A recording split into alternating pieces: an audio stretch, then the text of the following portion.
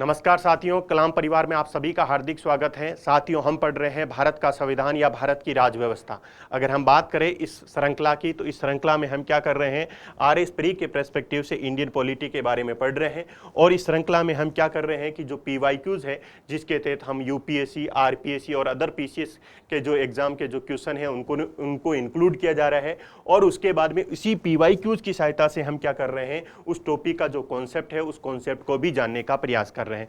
तो बढ़ते हैं आज की क्लास की तरफ। तो आज की जो क्लास रहने वाली है वो किससे संबंधित है कि संसद का कार्य संचालन, संसद का कार्य संचालन एवं संसद की विधायी प्रक्रिया, यानी जो हमारी पार्लियामेंट है उस पार्लियामेंट की जो कंडक्ट ऑफ बिजनेस क्या है, और हमारी जो पार्लियामेंट के अंदर जो लेजिस्लेचर प्रोसीजर चलती है वो लेजिस्लेचर प्रोसीजर किस प्रकार से चलती है। अगर हम बात करते हैं इंडिया के कॉन्स्टिट्यूशन की या भारत की बात करते हैं, तो साथियों भारत क्या है, भारत विश्व का सबसे बड़ा लोकतंत्र है, विश्व का सबसे बड़ा लोकतंत्र है।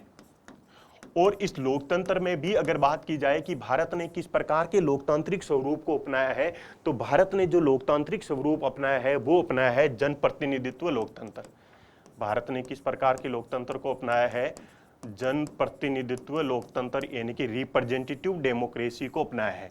इस रिप्रेजेंटेटिव डेमोक्रेसी के अंदर क्या होता है कि जो जनता होती है, जनता द्वारा अपने जनप्रतिनिधियों का चुनाव किया जाता है। यानी कि जो जनता होती है वो अपनी इच्छा को, जनता अपनी इच्छा को, अपनी विल को क्या करती है, ट्रांसफर कर देती है। किसको ट्रांसफर कर देती है, जनप्रतिनिधियों को।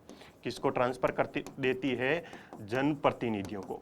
और ये जनप्रतिनिधि क्या होते हैं साथियों, संसद में जाके बैठते हैं। कहाँ पे जाके बैठते हैं, संसद में जाके बैठते हैं। और विशेष रूप से अगर यहाँ पे बात करें लोकसभा की, तो क्या होता है कि जो पार्टी लोकसभा में बहुमत में होती है, जो पार्टी लोकसभा में बहुमत में होती है, वो पार्टी क्या कर लेती है, सरकार का गठन कर लेती है। किसका गठन कर लेती है, सरकार का गठन कर लेती है, यानी कि मंत्री परिषद का गठन कर लेती है, काउंसिल ऑफ मिनिस्टर्स का गठन कर लेती है। और जो पार्टी अल्पमत में होती है, जो पार्टी क्या होती है, अल्पमत में होती है, वो पार्टी क्या करती है, विपक्ष की भूमिका का क्या करती है, निर्वाह करती है। तो ये है सामान्य भारत के अंदर जो लोकतंत्र अपनाया गया है, वो किस प्रकार का लोकतंत्र अपनाया गया है, अप्रत्यक्ष लोकतंत्र अपनाया गया है।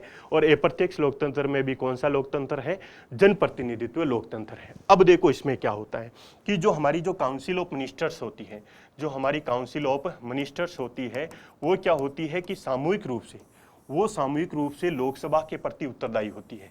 वो सामूहिक रूप से लोकसभा के प्रति क्या होती है, उत्तरदायी होती है। या इसको हम ऐसे भी बोल सकते हैं कि जो लोकसभा होती है, वो लोकसभा क्या करती है कि हमारी सरकार पर क्या करती है, नियंत्रण रखती है, कंट्रोल रखती है। लोकसभा क्या करती है कि जो हमारी सरकार है उसकी मॉनिटरिंग करती रहती है, उसकी निगरानी करती रहती है।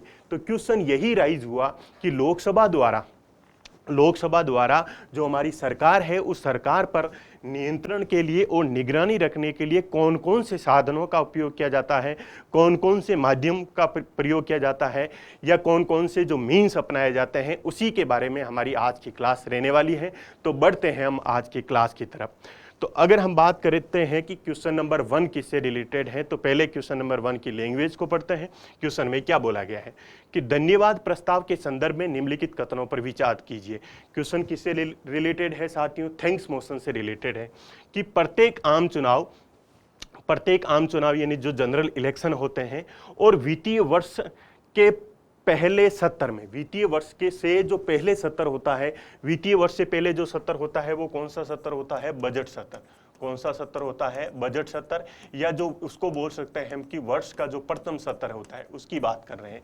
में राष्ट्रपति द्वारा सदन को संबोधित किया जाता है, राष्ट्रपति जी द्वारा क्या किया जाता है, सदन को संबोधित किया जाता है। और इस संबोधन के बाद में, इसके बाद में जो प्रस्तुत किया जाने वाला जो प्रस्ताव है, इस संबोधन के बाद में जो प्रस्तुत किया जाने वाला जो प्रस्ताव है उसको हम क्या कहते हैं, धन्यवाद प्रस्ताव कहा जाता है। ये पहला स्टेटमेंट है।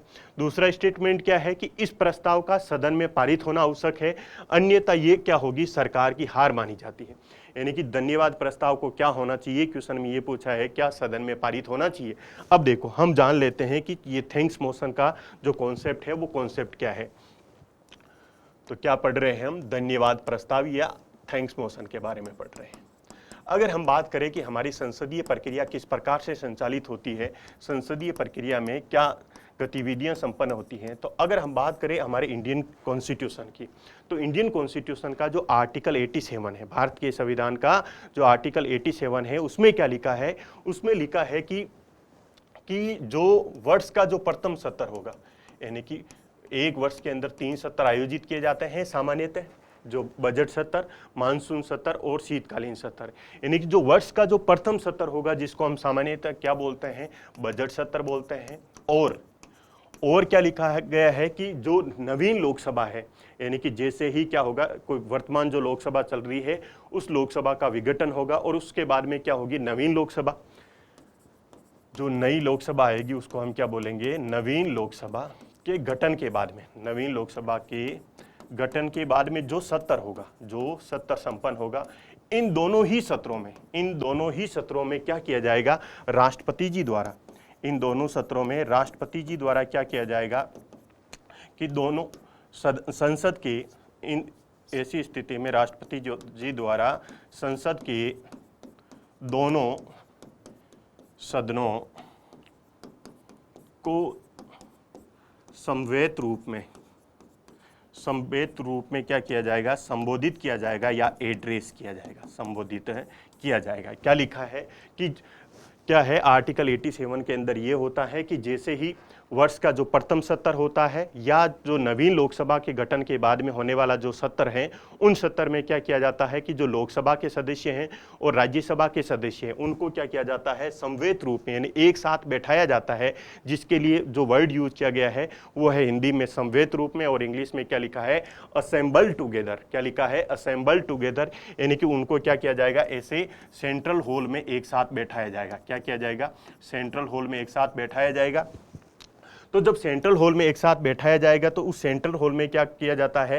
राष्ट्रपति जी द्वारा इन दोनों सदनों को क्या किया जाता है? संबोधन किया जाता है। इस संबोधन में क्या होता है? राष्ट्रपति जी जो सरकार की जो नीतियां हैं उस नीतियों के बारे में परिचर्चा करते हैं, यानी सरकार की जो नीतियां हैं उनका उल्लेख करते हैं। वो बताते हैं कि सरकार ने पिछले वर्ष में क्या किया है, आगे आने वाले समय में क्या करने वाली है, सरकार ने ग्रामीण विकास के लिए क्या किया है, सरकार ने महिला विकास के लिए क्या किया है, सरकार ने स्वच्छ भारत अभियान के लिए क्या किया है। जैसे ही राष्ट्रपति जी का ये अभिभाषण कंप्लीट होगा, उस अभिभाषण कंप्लीट होने के बाद में राष्ट्रपति जी का ये अभिभाषण या जो संबोधन है, वो संबोधन कंप्लीट होने के बाद में जो सेंट्रल हॉल में जो सदस्य बैठे हैं वो क्या करेंगे? अपने अपने सदन में चले जाएंगे, यानी कि लोकसभा के सदस्य अपने सदन में चले जाएंगे और जो राज्यसभा के सदस्य हैं वो राज्यसभा के सदस्य क्या करेंगे?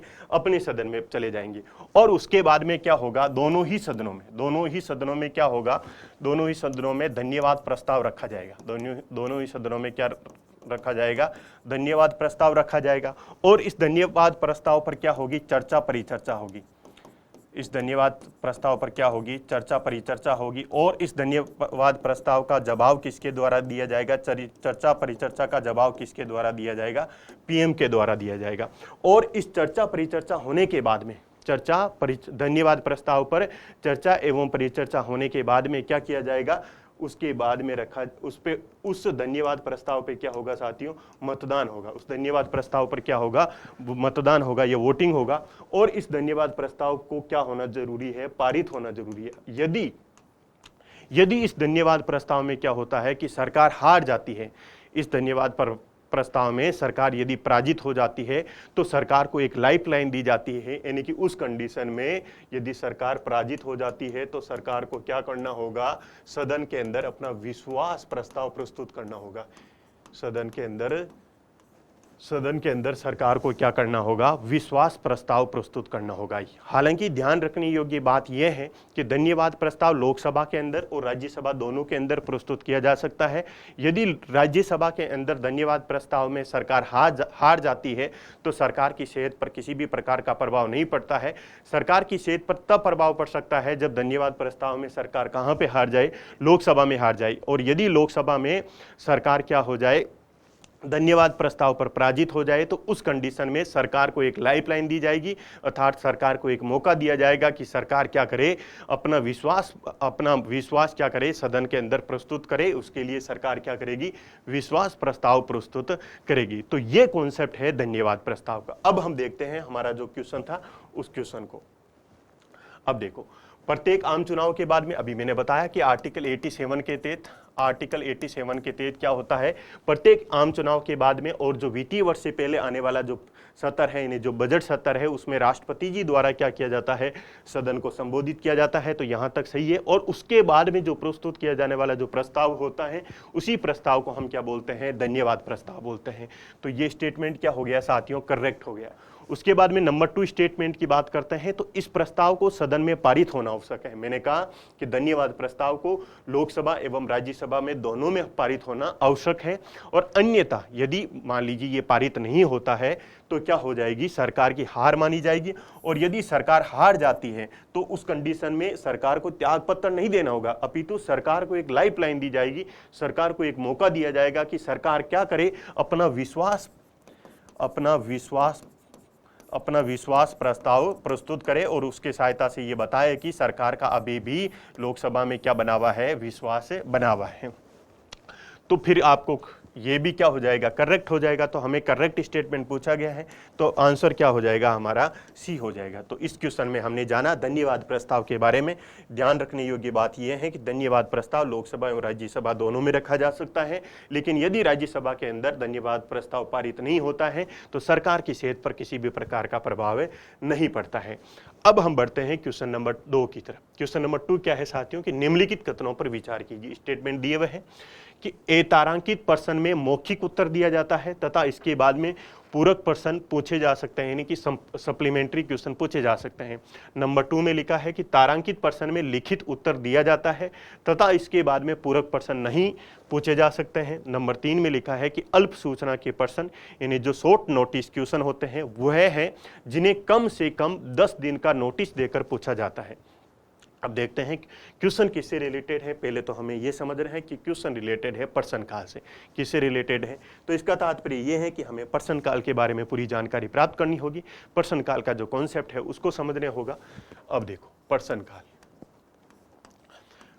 तो प्रश्न काल में पहला क्वेश्चन तो ये उठा कि प्रश्न काल में प्रश्न किससे पूछा जाएगा, प्रश्न कौन पूछेंगे। पहले तो ये देख लेते हैं कि प्रश्न कौन पूछेंगे। तो प्रश्न पूछा जाएगा साथियों जनता के प्रतिनिधियों के द्वारा, जनता के प्रतिनिधि अर्थात सांसदों के द्वारा। किसके द्वारा पूछा जाएगा, सांसदों के द्वारा पूछा जाएगा। और उसके बाद में है कि इस प्रश्न का उत्तर कौन देंगे, उत्तर कौन देंगे, तो उत्तर दिया जाएगा मंत्रियों के द्वारा। यानी किसके द्वारा दिया जाएगा, जो काउंसिल ऑफ मिनिस्टर्स है उस काउंसिल ऑफ मिनिस्टर या मंत्रियों के द्वारा उस प्रश्न का क्या दिया जाएगा, उत्तर दिया जाएगा।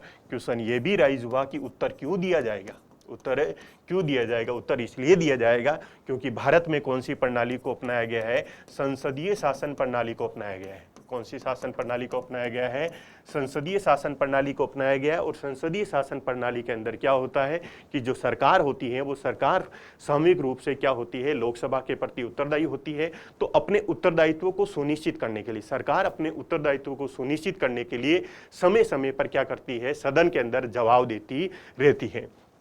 उसके बाद में प्रश्न कैसे पूछा जाएगा, प्रश्न कैसे पूछा जाएगा। अगर मान लीजिए किसी भी सांसद को, अगर किसी भी सांसद को क्या करना है, प्रश्न पूछना है, तो प्रश्न पूछने के लिए क्या करना होगा, उसको 15 दिन पूर्व क्या करना होगा, सदन को नोटिस देना होगा। सदन को क्या करना होगा साथियों, नोटिस देना होगा। और फिर क्या होगा, ये नोटिस कहाँ पे जाएगा, ये नोटिस जाएगा, जैसे लोकसभा में अगर किसी ने क्वेश्चन पूछा है तो लोकसभा सचिवालय के पास में जाएगा, लोकसभा का जो सचिवालय है वहां पे जाएगा। और फिर सचिवालय द्वारा इस क्वेश्चन को कहाँ पे भेज दिया जाएगा, जिस मंत्रालय से ये क्वेश्चन है, जिस मंत्रालय से संबंधित ये क्वेश्चन है उस मंत्रालय को भेज दिया जाएगा। फिर ये मंत्रालय क्या करेगा, उस पर जो भी लिखित है, लिखित में आंसर देना है या अलिखित में आंसर देना है, उसका रूपरेखा तैयार करके वापस किसको भेज देंगे, सदन में उसको भेज देंगे। तो कैसे पूछा जाएगा, तो प्रश्न पूछने की कंडीशन ये है कि आपको क्या करना होगा, 15 दिन पूर्व नोटिस देना होगा। अब देखो प्रश्न कितने प्रकार के होंगे, यानी कितने प्रकार के प्रश्न हो सकते हैं, कितने प्रकार के प्रश्न हो सकते हैं। तो हमारा यही क्वेश्चन है कि कितने प्रकार के प्रश्न हैं। तो प्रश्नों को जान लेते हैं कि कौन कौन से प्रकार के प्रश्न होते हैं। नंबर 1 की बात की जाए तो नंबर 1 पे है तारांकित क्वेश्चन या स्टार्ड क्वेश्चन, तारांकित प्रश्न। दूसरा है अतारांकित प्रश्न, अतारांकित प्रश्न। और उसके बाद में है अल्प सूचना प्रश्न या शॉर्ट नोटिस क्वेश्चन। अब देखो एक एक को जान लेते हैं। तारांकित प्रश्न में क्या होता है कि जब सांसद कोई क्वेश्चन पूछता है तो वो क्या करता है कि उस क्वेश्चन पे ही स्टार लगा देता है। अगर मान लीजिए सांसद ने ऐसे क्वेश्चन पूछा और जिसमें मान लीजिए क्वेश्चन नंबर ये लिखा हुआ है ऐसे ऐसे, यानी कि किस मंत्रालय से है, उसकी समस्या क्या है, वो क्या जानना चाहता है, सब बातें लिख देगा, लेकिन साथ में क्या करेगा, वो एक स्टार लगा देगा। साथ में उस क्वेश्चन पर सांसद क्या कर देगा, एक स्टार लगा देगा। इसका तात्पर्य क्या होगा कि सांसद को क्या चाहता है कि सांसद क्वेश्चन मौखिक रूप में पूछना चाहता है। तो क्वेश्चन पूछा जाएगा, वो क्वेश्चन कैसे पूछा जाएगा, पूछा कैसे जाएगा, मौखिक रूप में पूछा जाएगा। फिर यानी कि इसका उत्तर भी कैसे देना है, इसका उत्तर भी, जो तारांकित प्रश्न होता है उसका उत्तर भी मौखिक रूप में दिया जाता है। जो भी तारांकित प्रश्न होंगे उनका उत्तर भी कैसे देना है, मौखिक रूप में देना है। उसके बाद में क्वेश्चन ये राइज हुआ कि क्या भाई उससे पूरक प्रश्न पूछा जा सकता है, क्या पूरक प्रश्न पूछा जा सकता है, तो पूरक प्रश्न इसके अंदर पूछा जा सकता है। उस सांसद के द्वारा ही पूछा जा सकता है जिसने जो पहला क्वेश्चन पूछा है, उसके द्वारा भी पूछा जा सकता है। और पीठासीन अधिकारी की अनुमति के बाद में या पीठासीन अधिकारी की सहमति के बाद में कोई अन्य सांसद भी क्या कर सकता है, पूरक प्रश्न पूछ सकता है। तो ध्यान रखने योग्य बात है कि वो सांसद भी वापस पूरक प्रश्न पूछ सकता है और अन्य सदस्य भी क्या कर सकते हैं, पीठासीन अधिकारी की सहमति लेकर पूरक क्वेश्चन पूछ सकते हैं। उसके बाद में क्या होता है कि साथियों, तारांकित प्रश्न के अंदर जो प्रश्न की जो प्रक्रिया चलती है पूरी, वो मौखिक रूप में चलती है, लेकिन फिर भी जो लोकसभा की और राज्यसभा की जो प्रक्रियाएं चलती है उसमें क्या कर दिया जाता है, उसको लिखित डॉक्यूमेंट के रूप में लिख दिया जाता है, ताकि बाद में अगर कोई रेफरेंस लेना पड़े तो उसके लिए उसको क्या किया जा सकता है, यूज किया जा सकता है। अगर हम बात करें कि लोकसभा में, तो लोकसभा में एक दिन में तारांकित प्रश्न कितने पूछे जा सकते हैं, 20 प्रश्न पूछे जा सकते हैं। कितने प्रश्न पूछे जा सकते हैं, 20 प्रश्न पूछे जा सकते हैं। और मंत्रियों के लिए सबसे जो परेशानी का जो मुद्दा होता है वो होता है साथियों तारांकित प्रश्न, क्योंकि उसमें क्या होता है कि उनको लोकसभा एवं राज्यसभा के समक्ष मौखिक रूप में उत्तर देना होता है। तो मौखिक रूप में उत्तर देना होता है तो उनको मेहनत करनी पड़ती है। और उसके बाद में जब मौखिक रूप में उत्तर दिया जाता है तो क्योंकि आजकल लोकसभा और राज्यसभा की जो प्रक्रिया रहती है वो लाइव चलती है, तो पूरा हिंदुस्तान यानी कि पूरा भारत उस प्रक्रिया को देखता है, तो मंत्रियों पर यहाँ पे थोड़ा दबाव रहता है तारांकित प्रश्नों के मुद्दे में। उसके बाद में अतारांकित प्रश्न होते हैं। जब अब मान लीजिए स्टार नहीं लगाया है, तो स्टार नहीं लगाया इसका तात्पर्य समझ लिया जाएगा ये किस प्रकार का प्रश्न है, अतारांकित प्रश्न है। तो अतारांकित प्रश्न के लिए और इस दोनों के लिए कितने दिन पहले नोटिस देना होगा, 15 दिन पूर्व नोटिस देना होगा। और इसमें वही क्वेश्चन भेज दिया जाता है कि किस मंत्रालय से संबंधित है और क्या समस्या है, यानी कि सांसद क्या जानना चाहता है। उसके बाद में इसमें जो प्रश्न पूछा जाएगा वो लिखित रूप में पूछा जाएगा। अतारांकित प्रश्न में प्रश्न लिखित रूप में पूछा जाएगा और उसका उत्तर भी कैसे दिया जाएगा, लिखित रूप में दिया जाएगा। लिखित रूप में उत्तर कैसे दिया जाएगा वो बता देता हूं आपको कि मान लीजिए 15 दिन पहले आपने नोटिस दिया, तो नोटिस देने के बाद में वो कहां पे जाएगा, लोकसभा के सचिवालय के पास में जाएगा और सचिवालय के बाद में वो संबंधित मंत्रालय के पास में जाएगा। और मंत्रालय के अंदर जितने भी जो अधिकारी बैठे हुए हैं, जो प्रशासनिक अधिकारी बैठे हैं, वो क्या करेंगे, उसका उत्तर लिख के भेज देंगे। उत्तर लिख के वापस कहाँ पे भेजेंगे, सचिवालय में भेज देंगे। और सचिवालय क्या कर देगा, जिस सांसद ने वो क्वेश्चन पूछा है तो उस क्वेश्चन का क्या कर देंगे, आंसर उसको वापस दे देंगे।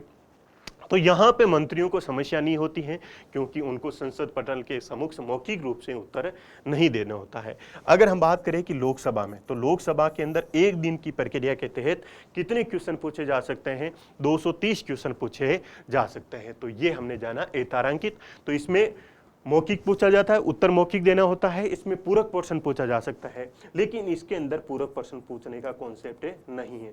पूरक प्रश्न पूछने का कॉन्सेप्ट नहीं है, क्योंकि प्रक्रिया लिखित चल रही है। तो वहां पे आप कॉम्प्लीमेंट्री क्वेश्चन नहीं पूछ सकते हो। अगर मान लीजिए क्लास के अंदर डिस्कशन चल रहा है, किसी एक बच्चे ने खड़े होकर मेरे से कोई क्वेश्चन राइज किया, उसके बाद में उसने मौखिक रूप से पूछा, मैंने मौखिक रूप से उत्तर दे दिया। लेकिन मान लीजिए किसी दूसरे बच्चे को डाउट आ गया उसी क्वेश्चन पे संबंधित, वो दूसरा बच्चा भी खड़ा होकर उस पर क्या पूछ सकता है, पूरक प्रश्न पूछ सकता है। लेकिन लिखित वाले के अंदर पूरक प्रश्न नहीं पूछा जा सकता है। उसके बाद में है साथियों अल्प सूचना प्रश्न, यानी शॉर्ट नोटिस क्वेश्चन। अब देखो, इसके नाम से ही स्पष्ट हो रहा है कि आप आगे क्या लिखा है कि अल्प सूचना प्रश्न। कहने का तात्पर्य है कि अगर तारांकित प्रश्न पूछना है और अतारांकित प्रश्न पूछना है तो उसके लिए कितने दिन पहले नोटिस देना होगा? 15 दिन पहले नोटिस देना होगा। लेकिन किसी सांसद का जी कर रहा है कि वो आज ही क्वेश्चन पूछना चाह रहा है या 15 दिन से पहले ही उस क्वेश्चन के बारे में जानना चाह रहा है, क्योंकि मुद्दा किससे जुड़ा हुआ है? अगर मान लीजिए सार्वजनिक महत्व का यानी पब्लिक इंटरेस्ट का कोई मुद्दा है या लोकहित का कोई मुद्दा है, और वो मुद्दा किस प्रकार का है? अविलंबनीय है। अविलंबनीय है, तात्पर्य ये हुआ कि उस मुद्दे को अब विलंब नहीं किया जा सकता है। सांसद क्या करना चाह रहा है? जल्दी से जल्दी उस क्वेश्चन का आंसर जानना चाह रहा है। तो उस कंडीशन में उसको एक मौका दिया गया है कि वो 15 दिन से कम समय का, 15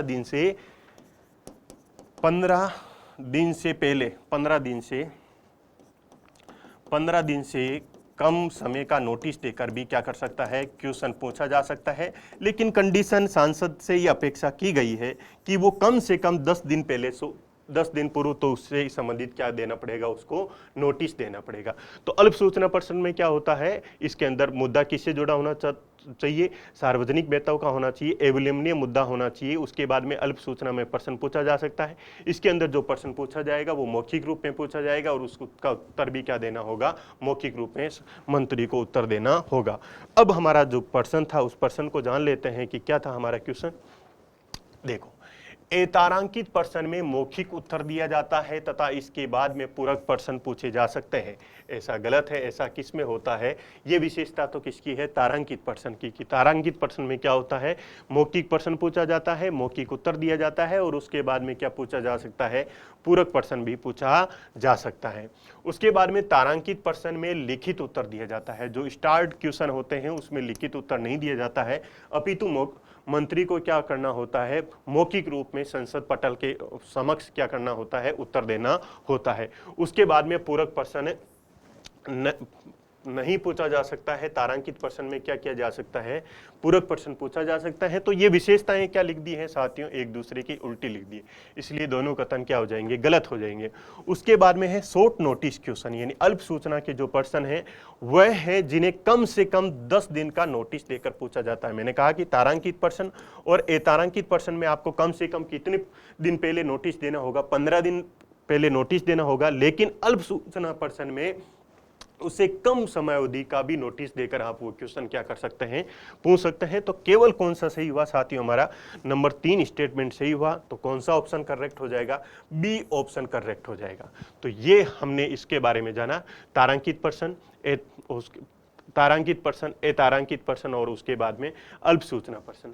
अब ये भी आपको बता देता हूं कि अगर हम बात करें लोकसभा और राज्यसभा की, लोकसभा एलएस का मतलब और यहाँ का मतलब राज्यसभा, तो लोकसभा और राज्यसभा की जो प्रक्रिया होती है वो साथियों 11 बजे से शुरू होती है।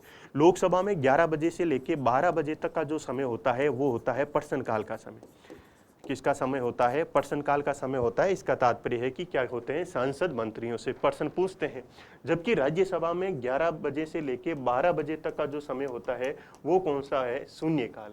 ऐसा इसका तात्पर्य है कि लोकसभा और राज्यसभा के अंदर जो प्रक्रिया है उसके अंदर यहाँ पे क्या दिखाई दे रही है? आपको अलग अलग दिखाई दे रही है। इसके अंदर 11 से 12 बजे तक शून्यकाल है। उसके बाद में क्या है कि यहाँ पे 12 बजे से 1 बजे तक का जो समय है ये कौन सा काल माना जाता है? ये माना जाता है शून्यकाल। जबकि यहाँ पे क्या होता है? 12 बजे से 1 बजे तक, 12 बजे से 1 बजे तक का जो समय होता है वो कौन सा होता है? प्रश्नकाल है। पहले लोकसभा और राज्यसभा के अंदर समान प्रक्रिया थी, लेकिन 2014 के बाद में 2014 के बाद में राज्यसभा में इस प्रकार की प्रक्रिया की गई है कि पहले राज्यसभा में शून्यकाल आता है और उसके बाद में कौन सा काल आता है? प्रश्नकाल आता है। जबकि लोकसभा में क्या होता है? पहले प्रश्नकाल आता है और उसके बाद में क्या आता है? शून्यकाल आता है। तो ये हमने जाना प्रश्नकाल के बारे में। बढ़ते हैं अगले क्वेश्चन की तरफ। अब देखो साथियों, अगला क्वेश्चन किससे संबंधित है? ध्यान आकर्षण जो सूचना के प्रावधान ने निम्नलिखित में से किसके क्षेत्र को सीमित किया है? तो इसका आंसर है साथियों स्थगन प्रस्ताव। अब देखो, इन दोनों कॉन्सेप्ट को हमें एक साथ समझना होगा कि ध्यान आकर्षण सूचना के प्रावधान की सहायता से हमने क्या किया है? स्थगन प्रस्ताव है, उस स्थगन प्रस्ताव के जो क्षेत्र है उसको सीमित किया है। तो हमें ये, अगर इन दोनों को जानना है तो हमें ये सबसे पहले तो ये जानना होगा कि ध्यान आकर्षण प्रस्ताव क्या होता है, उसके बाद में स्थगन प्रस्ताव क्या होता है, उसके बाद में हम दोनों के बीच में जो कॉन्सेप्ट है उनको लिंक करके हमें ये देखना होगा कि किस प्रकार से स्थगन प्रस्ताव की सहायता से हमने क्या, ध्यान आकर्षण प्रस्ताव की सहायता से हमने कैसे, ध्यान आकर्षण प्रस्ताव की सहायता से हमने कैसे स्थगन प्रस्ताव का जो क्षेत्र है उसको क्या कर दिया है, सीमित कर दिया है। तो हम देखते हैं अब हमारा जो ध्यान आकर्षण प्रस्ताव है, अब ध्यान आकर्षण प्रस्ताव यानी कि कॉलिंग अटेंशन मोशन, यानी कि यहां पे है कि हमें ध्यान आकर्षित करना है। क्या करना है, ध्यान आकर्षित करना है। किसका ध्यान आकर्षित करना है, मंत्रियों का। किसका ध्यान आकर्षित करना है, मंत्रियों का ध्यान आकर्षित करना है, सरकार का ध्यान आकर्षित करना है। किसके द्वारा ध्यान आकर्षित करवाया जाएगा, तो किसके द्वारा ध्यान आकर्षित करवाया जाएगा, यहाँ पे ध्यान आकर्षण करवाया जाएगा सांसदों के द्वारा, या जनता के जो प्रतिनिधि हैं उन जनता के प्रतिनिधियों के द्वारा, जो मंत्री हैं उन मंत्रियों का ध्यान आकर्षित करवाया जाएगा। ध्यान आकर्षित क्यों करवाया जाएगा, ध्यान आकर्षित क्यों करवाया जाएगा, ध्यान आकर्षित इसलिए करवाया जाएगा कि मुद्दा क्या है, मुद्दा लोकमेत्व का है। कोई मान लीजिए लोकमेत्व का मुद्दा है या पब्लिक इंटरेस्ट का मुद्दा है, और ये मुद्दा क्या है, अविलंबनीय है। क्या है साथियों, अविलंबनीय मुद्दा है। इसका तात्पर्य है कि उसमें विलंब नहीं किया जा सकता है। जो सांसद चाह रहे हैं कि तत्काल रूप में उस क्वेश्चन का आंसर जानना का प्रयास कर रहे हैं। अब देखो, अगर हमें तारांकित प्रश्न पूछना था तो, और तारांकित और अतारांकित प्रश्न के लिए हमें कम से कम कितने दिन पहले नोटिस देना होगा, 15 दिन नोटिस पहले नोटिस देना होगा। और अगर हमें अल्प सूचना का प्रश्न पूछना है तो उसमें कम से कम कितने दिन पहले नोटिस देना होगा, 10 दिन नोटिस देना होगा। लेकिन मान लीजिए कोई इश्यू ऐसा आ गया देश के अंदर, पब्लिक इंटरेस्ट का मुद्दा है या अविलंबनीय मुद्दा है, इसका तात्पर्य है कि उस इश्यूज को डिले नहीं कर सकते हैं, संसद पटल में उसको आज ही डिस्कशन करना है। तो उसके लिए क्या कर सकते हैं कि सांसद हैं वो सुबह 10 बजे क्या कर सकते हैं, नोटिस दे सकते हैं कि जिस दिन वो क्वेश्चन पूछना चाह रहे हैं उस दिन सुबह क्या कर देंगे, वो सुबह 10 बजे नोटिस दे देंगे। इसका तात्पर्य है कि ध्यान आकर्षण प्रस्ताव के अंदर 10 दिन पहले नोटिस देने की आवश्यकता नहीं है, 15 दिन पहले नोटिस देने की आवश्यकता नहीं है, केवल उसी दिन सुबह 10 बजे नोटिस देंगे और क्वेश्चन पूछ लिया जाएगा। अब देखो, अब जैसे ही 10 बजे क्या कर दिया जाएगा, नोटिस दे दिया जाएगा, तो उसके बाद में हमारे दोनों सदनों के अंदर अलग अलग समितियां बनी हुई है। कार्य मंत्रणा समिति, कौन सी समिति बनी हुई है, बिजनेस एडवाइजरी कमेटी बनी हुई है, जिसके अध्यक्ष कौन होते हैं, जो सदन के जो पीठासीन अधिकारी होते हैं, वो पीठासीन अधिकारी क्या होते हैं, इसके अध्यक्ष होते हैं। अब क्या होगा, जैसे ही ध्यान आकर्षण प्रस्ताव रख दिया जाएगा तो कार्य मंत्रणा समिति द्वारा ये डिस्कशन किया जाएगा कि क्या ये मुद्दा वास्तव में लोकमेत्व का है या नहीं है। क्या अगर ये लोकमेत्व का है तो हमें इसको डिस्कशन कब करना है, यानी कि जो हमारी जो संसदीय प्रक्रिया है उस संसदीय प्रक्रिया में कितने बजे से कितने बजे तक हमें इस मुद्दे पर डिस्कशन करना है। तो ये किसके द्वारा निर्धारित किया जाएगा, जो हमारी सदन की जो कार्य मंत्रणा समिति है उस कार्य मंत्रणा समिति के द्वारा डिस्कशन किया जाएगा।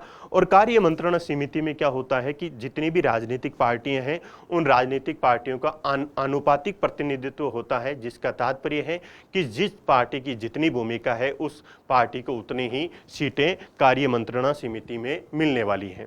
और उसके बाद में क्या होगा कि जो मुद्दा होगा, मान लीजिए उस प्रस्ताव को स्वीकार कर लिया गया तो उस मुद्दे पे क्या होगी साथियों, चर्चा परिचर्चा होगी। चर्चा परिचर्चा होने का तात्पर्य है कि सांसद उस सरकार से पूछेंगे कि उसके लिए आपने क्या किया, उसने आपने किस प्रकार की नीति अपनाई। जैसे मान लीजिए कहीं पे सांप्रदायिक दंगा हो गया और सांप्रदायिक दंगा होने के बाद में सरकार वहाँ का जो पुलिस प्रशासन है या जो भी वहाँ के लॉ एंड ऑर्डर को मेंटेन करने वाली जो एजेंसी है वो क्या हो गई, उसमें फेल हो गई, अर्थात तो वहाँ पे अच्छे से कंट्रोल नहीं कर पा रही है।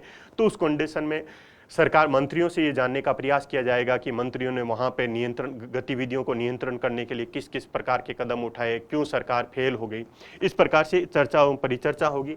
अब देखो, इस चर्चा एवं परिचर्चा के बाद में ध्यान आकर्षण प्रस्ताव में सबसे महत्वपूर्ण बात यह है कि इसके अंदर मतदान नहीं होता है। इसमें क्या नहीं होता है, मतदान नहीं होता है। अगर ध्यान आकर्षण प्रस्ताव में मतदान नहीं हो रहा है, इसका तात्पर्य यह हुआ कि सरकार को क्या नहीं करना पड़ेगा, सरकार को विश्वास प्रस्ताव सरकार को विश्वास प्रस्ताव प्रस्तुत करने की आवश्यकता नहीं होगी। और सरकार को जो विश्वास प्रस्ताव प्रस्तुत करने की आवश्यकता नहीं होगी, इसका तात्पर्य है कि सरकार पर यहाँ पर किसी भी प्रकार का प्रभाव नहीं पड़ने वाला है। हालांकि ये जरूर है कि सरकार की आलोचना यहाँ पे जरूर हो सकती है। और इसके अलावा जो ध्यान आकर्षण प्रस्ताव है वो राज्यसभा में भी रखा जा सकता है और ये लोकसभा में भी रखा जा सकता है। यानी दोनों सदनों में जो लोक महत्व का मुद्दा है उस पर क्या किया जा सकता है, डिस्कशन किया जा सकता है, उस पर चर्चा एवं परिचर्चा की जा सकती है। अब हमें ध्यान आकर्षण प्रस्ताव के साथ में ही कौन से प्रस्ताव को समझना है, हमें स्थगन प्रस्ताव को समझना है, जिससे हमें ये स्पष्ट हो जाएगा कि किस प्रकार से ध्यान आकर्षण प्रस्ताव की सहायता से हमने स्थगन प्रस्ताव को क्या किया है, उसका जो कार्य क्षेत्र है उसको सीमित किया है। अब देखो स्थगन प्रस्ताव, एडजर्नमेंट मोशन, स्थगन प्रस्ताव। अब देखो सबसे पहले तो ये हुआ कि भाई अगर ध्यान आकर्षित करने का प्रयास किया और ध्यान आकर्षित मान लीजिए मंत्रियों ने नहीं किया, उस कंडीशन में क्या कर लिया जाएगा, सदन में स्थगन प्रस्ताव लाया जाएगा। स्थगन प्रस्ताव लाने के लिए 4 कंडीशन है। कंडीशन नंबर 1 ये है कि मुद्दा क्या होना चाहिए, लोक महत्व का होना चाहिए। लोक महत्व का होना चाहिए, इसका तात्पर्य है कि कोई भी सांसद अपने निजी हितों के लिए के कौन सा प्रस्ताव नहीं लेके आ सकते हैं, स्थगन प्रस्ताव नहीं लेके आ सकते। नंबर 1 तो क्या है कि मुद्दा क्या होना चाहिए, लोक महत्व का होना चाहिए। नंबर 2 पे क्या है कि मुद्दा क्या होना चाहिए साथियों, अविलंबनीय होना चाहिए। विलंबनीय होना चाहिए, इसका तात्पर्य ये हुआ कि उस मुद्दे को आप क्या नहीं कर सकते हैं, डिले नहीं कर सकते हैं। उस मुद्दे पर तत्कालीन प्रभाव से क्या होना चाहिए, संसद पटल में क्या होना चाहिए, उस पर चर्चा पर चर्चा होनी चाहिए। नंबर 3 है कि मामला निश्चित होना चाहिए, अनिश्चित मामला आप नहीं उठा सकते, मामला क्या होना चाहिए, निश्चित होना चाहिए। और नंबर 4 है कि मामला क्या होना चाहिए साथियों, तथ्यात्मक होना चाहिए। इसका तात्पर्य है कि कोई भी हाइपोथेटिकल इश्यू को नहीं उठाया जा सकता है, मामला क्या होना चाहिए, तथ्यात्मक होना चाहिए। तो सबसे पहले तो स्थगन प्रस्ताव लाने की क्या कंडीशन है कि मामला क्या हो साथियों, लोक महत्व का हो, मामला अविलंबनीय हो, मामला निश्चित हो, और मामला क्या होना चाहिए, तथ्यात्मक होना चाहिए। अब देखो स्थगन प्रस्ताव अगर मान लीजिए लेके आना, कोई सदन के अंदर लेके आना चाहते हैं तो उसकी क्या प्रोसीजर है, उसकी प्रोसीजर ये है कि सबसे पहले तो स्थगन प्रस्ताव को कौन सहमति दे, लोकसभा अध्यक्ष के द्वारा, लोकसभा अध्यक्ष के द्वारा उनकी सहमति देनी होगी। यानी कि जो सदन के जो पीठासीन अधिकारी है उस पीठासीन अधिकारी द्वारा सहमति देनी होगी। और उसके बाद में क्या होगा, 50 सदस्यों का क्या होना चाहिए, स्थगन प्रस्ताव पर समर्थन होना चाहिए। उसके बाद में ही क्या लेके आया जा सकता है, स्थगन प्रस्ताव लेके आया जा सकता है। अब मान लीजिए क्या हुआ कि लोकसभा अध्यक्ष ने उस प्रस्ताव पर क्या दे दी, अपनी सहमति दे दी, और 50 सदस्यों ने उसका समर्थन भी कर दिया। उसके बाद में क्या कर दिया जाएगा कि जो सदन की जो प्रक्रिया है, उस सदन की प्रक्रिया को क्या कर दिया जाएगा, स्थगित कर दिया जाएगा। यानी कि सदन के अंदर जो चलने वाली जो सामान्य प्रक्रिया है, उस सामान्य प्रक्रिया को स्थगित कर दिया जाएगा। तब तक के लिए स्थगित कर दिया जाएगा जब तक कि स्थगन प्रस्ताव पर क्या नहीं होगी, चर्चा नहीं होगी, और जब तक क्या नहीं होगा, स्थगन प्रस्ताव पर मतदान नहीं होगा, तब तक के लिए सदन की जो सामान्य प्रक्रिया है उस सामान्य प्रक्रिया को स्थगित कर दिया जाएगा। कहने का तात्पर्य क्या है साथियों, देखो जैसे क्या होता है कि 11 बजे से 12 बजे तक लोकसभा के अंदर क्या चलता है, प्रश्नकाल चलता है। 12 से 1 बजे तक क्या चलता है, शून्यकाल होता है। 1 से 2 बजे तक क्या होती है, लंच होती है। और 2 बजे से 6 बजे तक क्या होती है, सामान्य मतलब गतिविधियां होती है, जिसके अंदर सरकार द्वारा यानी कि मंत्रियों के द्वारा बिल रखे जाते हैं और उन पे चर्चा परिचर्चा होती है। मान लीजिए कि कभी स्थगन प्रस्ताव रखा गया, तो स्थगन प्रस्ताव रखा होने पर जो ये सामान्य जो प्रक्रिया है, ये प्रक्रिया क्या हो जाएगी, स्थगित हो जाएगी। सबसे पहले क्या होगा, जो स्थगन प्रस्ताव रखा गया है उस स्थगन प्रस्ताव पर चर्चा परिचर्चा होगी। तो स्थगन प्रस्ताव में क्या होता है कि जो सदन की जो प्रक्रिया है उस प्रक्रिया को क्या कर दिया जाता है, स्थगित कर दिया जाता है। अब उसके बाद में क्या होगा साथियों, जैसे स्थगित कर दिया, उसके बाद में उस प्रस्ताव पर क्या होगी, चर्चा एवं परिचर्चा होगी, चर्चा एवं परिचर्चा होगी। और चर्चा एवं परिचर्चा होने के बाद में इसमें मतदान होगा। इसमें क्या होगा, मतदान होगा, जबकि ध्यान आकर्षण प्रस्ताव में मतदान करने की आवश्यकता नहीं थी। अब जब मतदान होगा तो इसका तात्पर्य यदि मतदान के अंदर सरकार हार जाती है, सरकार पराजित हो जाती है, तो सरकार को क्या करना होगा, सरकार को विश्वास प्रस्ताव प्रस्तुत करना होगा। तो क्या है कि ध्यान आकर्षण प्रस्ताव की तुलना में यहाँ पे विशेष बातें क्या है कि यहाँ पे क्या होता है, मतदान होता है और इस मतदान में अगर सरकार क्या हो जाती है, पराजित हो जाती है, तो सरकार को क्या करना पड़ता है, विश्वास प्रस्ताव प्रस्तुत करना पड़ता है। तो इन्हीं चीज़ों से बचने के लिए हमारी संसदीय प्रक्रिया में क्या किया गया साथियों, 1954 से एक नई प्रोसीजर शुरू की गई जिसका नाम है 1954 से नई चीज उसकी शुरुआत की गई जिसका नाम क्या है, ध्यान आकर्षण प्रस्ताव।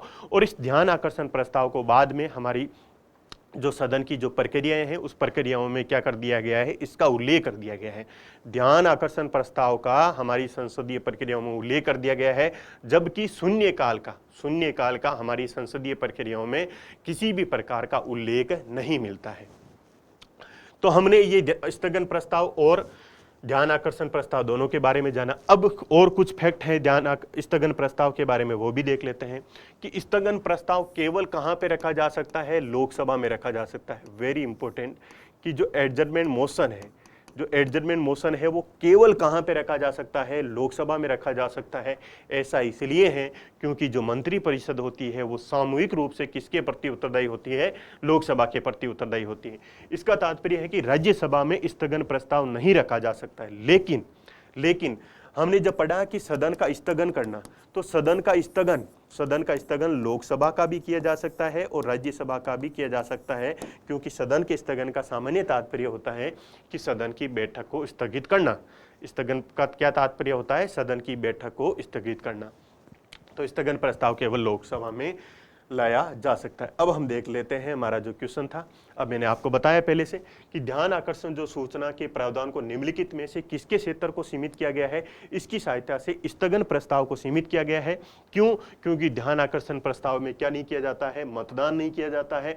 और इसके अंदर सरकार जब मतदान नहीं किया जाता है तो सरकार को पराजित होने का कोई भय नहीं रहता है और सरकार को विश्वास प्रस्ताव प्रस्तुत करने का भी कोई भय नहीं रहता है। जबकि स्थगन प्रस्ताव में क्या किया जाता है, स्थगन प्रस्ताव में मतदान होता है और मतदान में यदि सरकार पराजित हो जाती है तो उसको क्या करना होता है, विश्वास प्रस्ताव प्रस्तुत करना होता है। तो यहाँ पे सरकार का क्या हो जाता है, थोड़ा ध्यान आकर्षण प्रस्ताव से बचाव हो जाता है। इसीलिए भारत की संसदीय प्रक्रिया में कौन से प्रस्ताव को भी सम्मिलित किया गया, ध्यान आकर्षण प्रस्ताव को सम्मिलित किया गया, जो कब से सम्मिलित किया गया, 1954 से सम्मिलित किया गया। बढ़ते हैं अगले क्वेश्चन की तरफ। भारतीय संसद में स्थगन प्रस्ताव लाने का उद्देश्य क्या है, वापस स्थगन प्रस्ताव से संबंधित है, जिसके बारे में अभी हमने डिस्कस कर लिया है कि कोई भी सार्वजनिक, ए ऑप्शन में क्या लिखा है साथियों कि सार्वजनिक महत्व यानी कि पब्लिक इंपोर्टेंसी का कोई मुद्दा हो या पब्लिक इंटरेस्ट का कोई मुद्दा हो। नंबर 1 क्या लिखा है कि सार्वजनिक महत्व, नंबर 2 लिखा है कि निश्चित हो और नंबर 3 लिखा है कि अति आवश्यक हो, क्या हो, मुद्दे पर बहस करने के लिए। अभी हमने देखा कि सार्वजनिक अगर स्थगन प्रस्ताव लेके आना है तो उसके लिए क्या होना चाहिए, मुद्दा लोक महत्व का होना चाहिए, मुद्दा निश्चित होना चाहिए, अति आवश्यक होना चाहिए, यानी कि उस मुद्दे को हम क्या नहीं कर सकते हैं, विलंब नहीं कर सकते हैं। और इसके अलावा मामला क्या होना चाहिए, तथ्यात्मक होना चाहिए, तभी क्या लाया जा सकता है, स्थगन प्रस्ताव लाया जा सकता है। इसका तात्पर्य हो गया कि करेक्ट आंसर हमारा क्या हो जाएगा, ए हमारा करेक्ट आंसर हो जाएगा। बाकी ऑप्शन को भी देख लेते हैं कि विपक्षी सदस्यों के मंत्रियों से सूचना प्राप्त करने के लिए, तो सूचना प्राप्त करने के लिए तो क्या पूछा जाता है, प्रश्नकाल के अंदर प्रश्न पूछे जा सकते हैं। उसके बाद में आधे घंटे की चर्चा में भी क्या पूछे जा सकते हैं, प्रश्न पूछे जा सकते हैं। तो अगर मंत्रियों से अगर किसी भी प्रकार की सूचना प्राप्त करनी है तो उसके लिए स्थगन प्रस्ताव नहीं लिया जाता है, क्योंकि ये तो सामान्य प्रक्रिया में प्रश्नकाल के माध्यम से भी पूछा जा सकता है। किसी अनुदान की मांग में एक निश्चित मात्रा में कटौती करने के लिए, तो अनुदान की मांग में कटौती करने के लिए कौन सा प्रस्ताव लाया जाता है, कटौती प्रस्ताव लाया जाता है। कौन सा प्रस्ताव लाया जाता है, कटौती प्रस्ताव लाया जाता है, ना कि स्थगन प्रस्ताव। उसके बाद में कुछ सदस्यों के हिंसक अथवा अनुचित व्यवहार को रोक लगाने के लिए कार्यवाही को स्थगित करना। अब ये जो है ये क्या है, सदन का स्थगन है। ये तो क्या है, सदन का स्थगन है। ये आप ध्यान रखें अच्छे से, ये सदन का स्थगन है। और यहाँ पे क्या है साथियों, स्थगन प्रस्ताव है। स्थगन लोकसभा में भी होता है, राज्यसभा में भी होता है, लेकिन जो स्थगन प्रस्ताव है केवल कहाँ पे लाया जा सकता है, केवल लोकसभा के अंदर लाया जा सकता है। केवल लोकसभा में क्यों लाया जा सकता है, केवल लोकसभा में इसलिए लाया जा सकता है क्योंकि जो हमारी मंत्री परिषद है सामूहिक रूप से किसके प्रति उत्तरदायी होती है, लोकसभा के प्रति उत्तरदायी होती है। बढ़ते हैं अगले क्वेश्चन की तरफ। क्वेश्चन नंबर 5 है निंदा प्रस्ताव से संबंधित। क्या है क्वेश्चन पढ़ते हैं पहले कि निंदा प्रस्ताव के संदर्भ में निम्नलिखित कथनों में से कौन सा सही है, यानी करेक्ट स्टेटमेंट बताना है। नंबर 1, निंदा प्रस्ताव को लाने के लिए किसी कारण की आवश्यकता नहीं होती है। क्या लिखा है कि निंदा प्रस्ताव को लाने के लिए किसी कारण की आवश्यकता नहीं होती है। क्या ऐसा है क्या? निंदा प्रस्ताव किसी एकल व्यक्ति या मंत्रियों के समूह के विरुद्ध लाया जा सकता है, यानी कि क्वेश्चन में बोला गया है कि निंदा प्रस्ताव क्या एकल व्यक्ति या एक मंत्री या मंत्रियों के समूह सभी के विरुद्ध लाया जा सकता है क्या? नंबर 3 के अंदर लिखा है कि अविश्वास प्रस्ताव एकल रूप में किसी भी मंत्री के रूप में, क्या लिखा है, एकल रूप में किसी भी मंत्री के विरुद्ध लाया जा सकता है। इसमें बताना है कि आपको कौन सा स्टेटमेंट सही है। तो हमें कौन सा कॉन्सेप्ट पढ़ना है इसके अंदर? हमें पढ़ना है इसके अंदर निंदा प्रस्ताव। तो पहले जानते हैं कि निंदा प्रस्ताव क्या है। निंदा प्रस्ताव तो वही कि निंदा प्रस्ताव किसके द्वारा लेके आया जाएगा? निंदा प्रस्ताव लेके आया जाएगा सांसदों के द्वारा। किसके विरुद्ध लेके आया जाएगा? मंत्रियों के विरुद्ध लेके आया जाएगा। और क्यों लेके आया जाएगा? क्यों लेके आया जाएगा? निंदा प्रस्ताव इसलिए लेकर आया जाता है ताकि इसकी सहायता से क्या कर सके कि जो सरकार की जो नीतियां हैं या जो किसी मंत्री की जो नीतियां हैं उस मंत्री की नीतियों का क्या की जा सके, आलोचना की जा सके। निंदा प्रस्ताव का उद्देश्य क्या होता है? निंदा प्रस्ताव का उद्देश्य यह होता है कि इसकी सहायता से क्या किया जा सकता है कि मंत्रियों की जो नीतियां होती है उन मंत्रियों की नीतियों की क्या की जा सकती है, आलोचना की जा सकती है। या मंत्रियों द्वारा पब्लिक स्पेयर के अंदर कोई ऐसा व्यवहार किया जाता है जो कि मंत्रियों के लिए शोभनीय नहीं है, तो उसकी भी क्या की जा सके, निंदा की जा सके। उसके लिए कौन सा प्रस्ताव लेके आया जाता है? निंदा प्रस्ताव लेके आया जाता है। निंदा प्रस्ताव लेके आने की प्रक्रिया क्या है? हालांकि इसकी प्रक्रिया स्पष्ट रूप से हमारी जो नियमावली है उस नियमावली के अंदर उल्लेखित नहीं किया गया है, यानी कि जो लोकसभा की नियमावली है उस लोकसभा की नियमावली में लाने की जो प्रक्रिया है उस प्रक्रिया का उल्लेख नहीं किया गया है। लेकिन सामान्य फिर भी देखा गया है कि अगर निंदा प्रस्ताव लेके आना है तो उसके लिए क्या होना चाहिए? आपके पास 50 सदस्यों का समर्थन होना चाहिए। 50 सदस्यों का समर्थन होना चाहिए और उसके बाद में राष्ट्र जो अध्यक्ष है, लोकसभा अध्यक्ष है, उनके द्वारा क्या दी जानी चाहिए? उस पर सहमति दी जानी चाहिए। निंदा प्रस्ताव पर क्या होनी चाहिए? सहमति होनी चाहिए। उसके बाद में ये है कि जो निंदा प्रस्ताव जब लेके आया जाता है तो मामला निश्चित होना चाहिए। मामला क्या होना चाहिए? निश्चित मामला होना चाहिए। तभी ही आप क्या कर सकते हैं, किसी मंत्री के विरुद्ध या किसी मंत्रियों के समूह के विरुद्ध निंदा प्रस्ताव क्या हो सकता है? एक मंत्री के विरुद्ध भी लेके आया जा सकता है और सभी मंत्रियों के विरुद्ध भी क्या लेके आया जा सकता है? निंदा प्रस्ताव लेके आया जा सकता है। लेकिन जब निंदा प्रस्ताव लेके आया जाता है तो मामला क्या होना चाहिए? निश्चित होना चाहिए। मामला क्या होना चाहिए? निश्चित होना चाहिए। अर्थात ये बताया जाएगा उस निंदा प्रस्ताव में कि मान लीजिए सरकार ने इस प्रकार की ये नीति अपनाई है और इस नीति के अंदर ये कमियां हैं, इसलिए हम क्या करना चाहते हैं? इस मंत्री की निंदा करना चाहते हैं। ऐसा निश्चित स्वरूप क्या करना होगा? लोकसभा अध्यक्ष को देना होगा। उसके बाद में ही क्या किया जा सकता है? निंदा प्रस्ताव लेके आया जा सकता है। तो मामला इसमें क्या होना चाहिए? निश्चित मामला होना चाहिए। और निंदा प्रस्ताव लाने के बाद में क्या होगी? उस पर चर्चा एवं परिचर्चा होगी। उस पर क्या होगी साथियों? चर्चा एवं परिचर्चा होगी। और चर्चा परिचर्चा होने के बाद में क्या करना पड़ेगा कि उस पर अगर चर्चा परिचर्चा के अंदर सरकार क्या हो जाती है? पराजित हो जाती है। चर्चा परिचर्चा में यदि सरकार पराजित हो जाती है तो सरकार को क्या करना पड़ेगा? विश्वास प्रस्ताव प्रस्तुत करके अपना विश्वास बताना पड़ेगा कि अभी तक हमारा लोकसभा में हमारा विश्वास बना हुआ है, हमारी मेजोरिटी बनी हुई है। तो ये होता है निंदा प्रस्ताव, जिसमें एक मंत्री के विरुद्ध भी लेकर आया जा सकता है और सभी मंत्रियों के विरुद्ध भी लेकर आया जा सकता है। इसमें मामला क्या होता है? निश्चित होता है। अर्थात ये बताया जाता है कि इस निंदा प्रस्ताव की सहायता से जो सांसद हैं वो कौन सी नीति की आलोचना करना चाहते हैं, ऐसा बताना पड़ता है। अब देखो, और जो निंदा प्रस्ताव है, ये निंदा प्रस्ताव केवल कहां पे लेके आया जा सकता है? लोकसभा में लेके आया जा सकता है। अभी आगे मैं आपको बता दूंगा कि कौन कौन से प्रस्ताव केवल लोकसभा में लेके आए जा सकते हैं। तो निंदा प्रस्ताव केवल कहां पे लेके आया जा सकता है? केवल लोकसभा में लेके आया जा सकता है। अब पढ़ते हैं निंदा प्रस्ताव कि निंदा प्रस्ताव लाने के लिए किसी कारण की आवश्यकता नहीं होती, कारण की आवश्यकता होती है। मैंने बताया कि निंदा प्रस्ताव लाने के लिए जो सांसद हैं वो बताएंगे कि हम मंत्री की इस नीति की आलोचना करना चाह रहे हैं, मंत्री की जो नीति है उस नीति के अंदर जो ये बिंदु हैं, हम इन बिंदुओं की क्या करना चाह रहे हैं? आलोचना करना चाह रहे हैं। इसका तात्पर्य ये हुआ कि निंदा प्रस्ताव में क्या होना चाहिए? निंदा प्रस्ताव लाने के लिए कारण क्या होना चाहिए, निश्चित होना चाहिए, आपको कारण बताना ही पड़ेगा। तो इसलिए ये गलत हो गया। निंदा प्रस्ताव किसी एकल व्यक्ति यानी कि जो निंदा प्रस्ताव है वो एक मंत्री के विरुद्ध भी लाया जा सकता है और मंत्रियों के समूह के विरुद्ध भी निंदा प्रस्ताव लाया जा सकता है। तो ये क्या हो जाएगा, करेक्ट हो जाएगा। उसके बाद में नंबर 3 की बात करते हैं कि अविश्वास प्रस्ताव एकल रूप से किसी भी मंत्री के विरुद्ध लाया जा सकता है। अभी हम देखते हैं कि अविश्वास प्रस्ताव एकल रूप से नहीं लाया जा सकता है, ये सामूहिक रूप से लाया जाता है। यानी कि अगर सदन के अंदर कौन सा प्रस्ताव लेके आया जाता है, अविश्वास प्रस्ताव लेके आया जाता है, तो अविश्वास प्रस्ताव में क्या होना चाहिए, अविश्वास प्रस्ताव सभी मंत्रियों के विरुद्ध लाया जाता है, जबकि निंदा प्रस्ताव एक मंत्री के विरुद्ध भी लाया जा सकता है और सभी मंत्रियों के विरुद्ध भी लाया जा सकता है। निंदा प्रस्ताव में क्या हो जाता है, अगर सरकार पराजित हो जाती है तो सरकार को एक लाइफलाइन मिलती है कि वो क्या करे, अपना विश्वास प्रस्ताव प्रस्तुत करे। तो ये है निंदा प्रस्ताव से संबंधित। तो पहला और तीसरा क्या हो गया साथियों, गलत हो गया। केवल करेक्ट कौन सा है, नंबर 2 वाला। तो नंबर 2 किसमें है, सी के अंदर। तो हमारा आंसर क्या हो जाएगा इसके अंदर, सी। बढ़ते हैं अगले क्वेश्चन की तरफ। अब देखो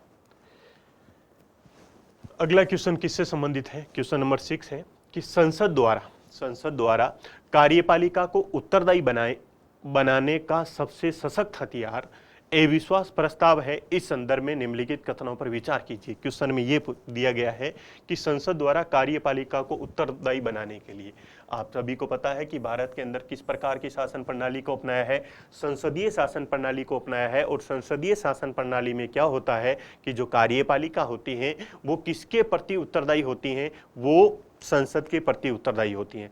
अगर कार्यपालिका संसद के प्रति उत्तरदायी होती हैं तो इसको उत्तरदायी बनाए रखने के लिए संसद द्वारा कौन कौन से हथियारों का प्रयोग किया जाता है। तो अभी तक हमने हथियार कौन कौन से पढ़े, प्रश्नकाल एक हथियार के रूप में प्रयोग में लिया जाता है, धन्यवाद प्रस्ताव भी एक हथियार के रूप में प्रयोग लिया जाता है, और निंदा प्रस्ताव भी एक हथियार के रूप में प्रयोग लिया जाता है। लेकिन इसमें बोला है कि सबसे सशक्त हथियार, अभी तक जो हमने हथियार पढ़े उनमें से भी सबसे स्ट्रॉन्ग हथियार कौन सा है, ये हथियार है अविश्वास प्रस्ताव। कौन सा हथियार है साथियों, अविश्वास प्रस्ताव। इस संदर्भ में निम्नलिखित कथनों पर आपको विचार करना है। तो नंबर 1 पहले पढ़ लेते हैं एक बार कि क्या है कि अविश्वास प्रस्ताव को लोकसभा में स्वीकार करने का कारण बताना आवश्यक है। नंबर 2 में क्या है कि अविश्वास प्रस्ताव के समर्थन में 50 सदस्यों की सहमति आवश्यक है। नंबर 3 में क्या लिखा है कि इसके पारित होने पर मंत्रिपरिषद को क्या देना पड़ेगा, त्याग पत्र देना पड़ेगा। अब देखते हैं हम अविश्वास प्रस्ताव। कौन सा प्रस्ताव, नो कॉन्फिडेंस मोशन, अविश्वास प्रस्ताव, नो कॉन्फिडेंस मोशन। अब देखो अभी तक हमने क्या किया, हमने यानी कि सांसदों ने क्या किया, सांसदों ने मंत्रियों से प्रश्न पूछे, उसके बाद में उन्होंने उनका ध्यान भी आकर्षित करने की कोशिश की, स्थगन प्रस्ताव भी लाके आने की कोशिश की। उसके बाद में क्या किया, जो मंत्री हैं उन मंत्रियों की निंदा करने का भी प्रयास किया।